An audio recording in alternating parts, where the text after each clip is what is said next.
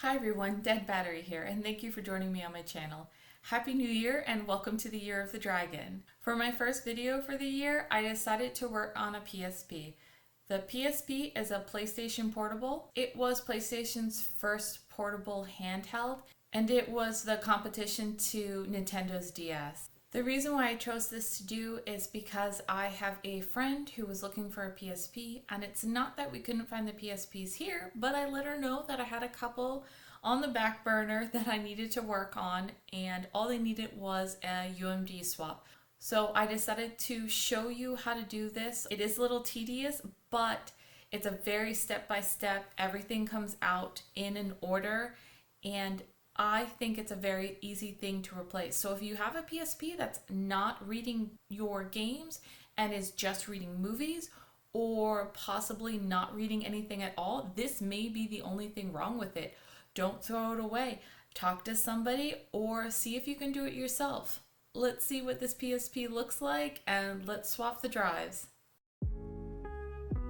This is the PSP I chose. It's an older model, and I thought it was pretty nice.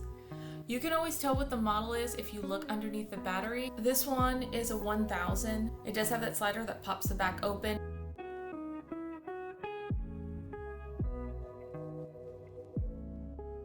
This one I have not cleaned yet, so we're definitely going to clean it. Here are what the UMD drives look like. I do have two of them, so if one of them doesn't work, I'll swap it for the other one. There are two secret screws underneath this sticker. If you take it off, it does void the warranty, but at this point, I don't think it matters.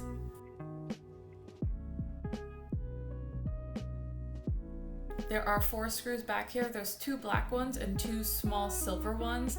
Make sure you keep track of them. As you can see here, the different sizes, so you don't put them in the wrong spot.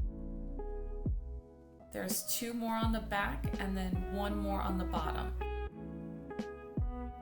And to take it apart, I find that leaving the screen facing down helps keep all the buttons and everything in place.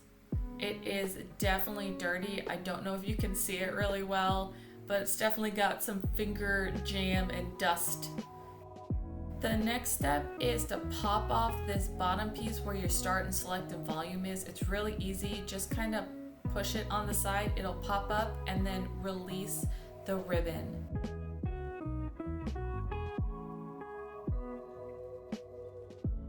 Next, you want to get the screen, and the screen's kind of the same way. It's held into place and you kind of have to like pop it up, but it's all metal, so it doesn't really bend. So it's just kind of a pressure game without destroying anything. If you get one side, then you can kind of push to get it out. It should come off. Just flip it down and then take off these 2 ribbons. And if you have a PSP with a bad screen, this is as easy as it is. You take it apart, you open it up, you release the ribbons, and you put your new screen on.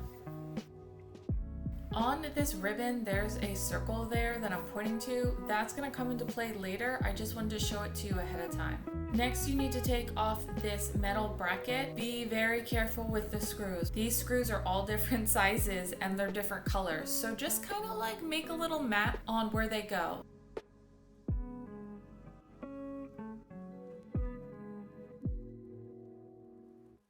You can see there at the top, that's what holds the back door.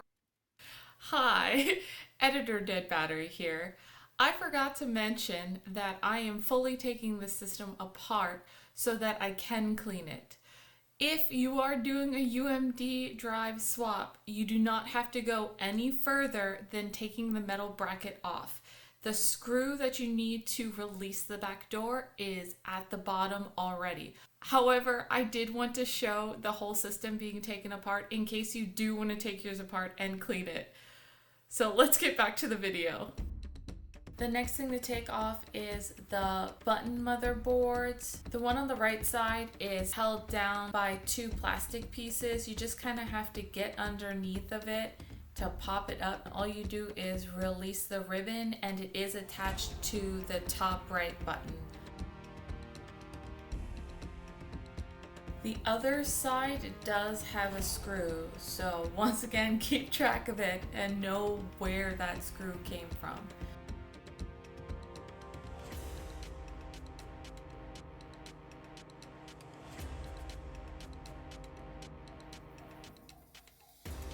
At this point, you can also go around and release the speaker wires as well as any of the ribbons that are still attached. Be really careful, they're really fragile and really thin. Now you can take off the charge port. I don't usually take it out just because as long as you push it away from you, it won't get in the way.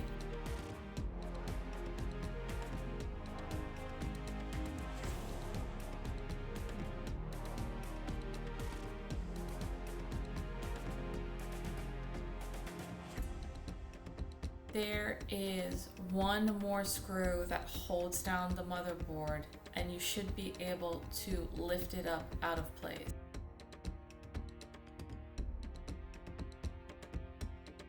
The last screw on this side is down at the bottom right. It's what holds the back door on.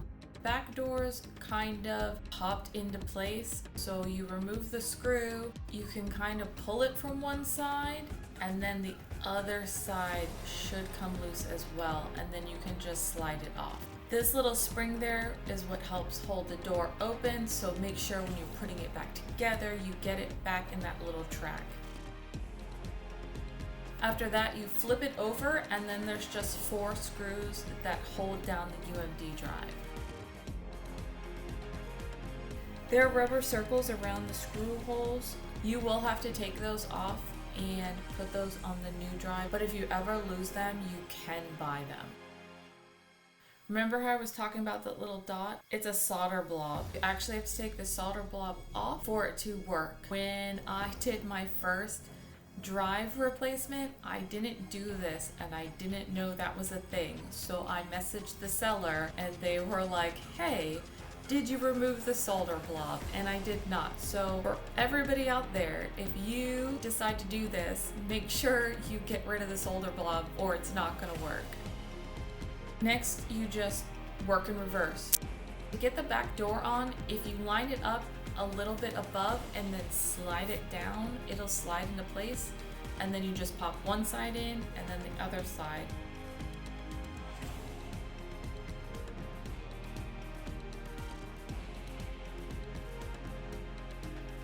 Don't forget to put the screw back into place. Just make sure it's lined up properly when you push it down.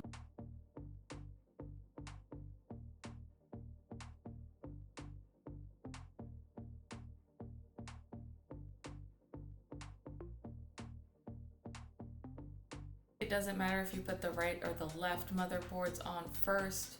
Don't forget the screw for this motherboard. Before you can get it snapped down, pay attention to where the power button is. If it's not lined up, it's not going to fall into place properly.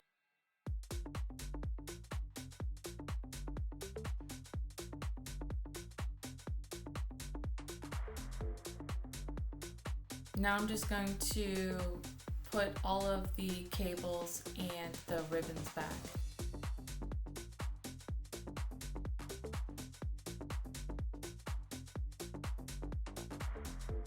To get the metal bracket on properly, I kind of off-center it a little bit and then it slides into place.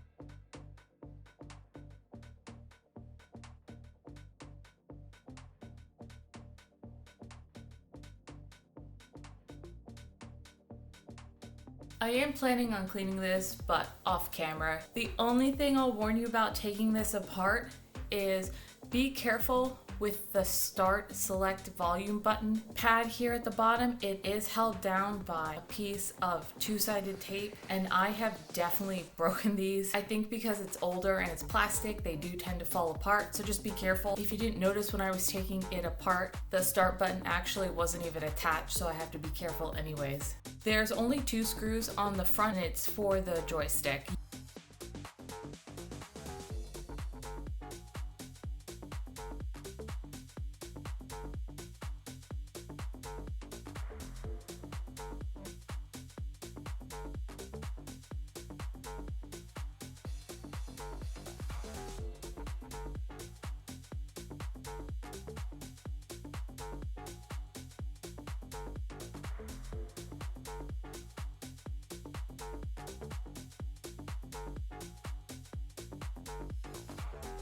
And the easiest way I find to put this back together, I kind of hold it sideways.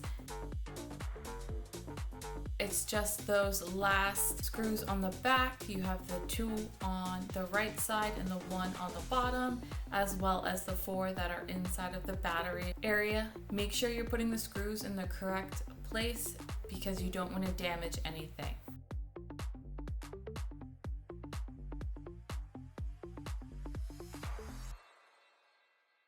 So in the end, I forgot to get video of it working. I apologize. I will try to get video for you and put it in the comment area, but it does work.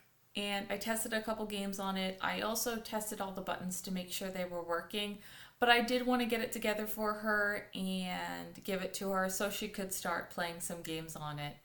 The great thing about PSPs is that you can go through the menu, and even if you buy one in Japan or you buy one somewhere else, you can go through the menu and change the language. All the PSPs that I have are Japanese models, but I go into the menu and I change it to English, and it's not region locked. It will play any game. The only thing that's region locked are the movies.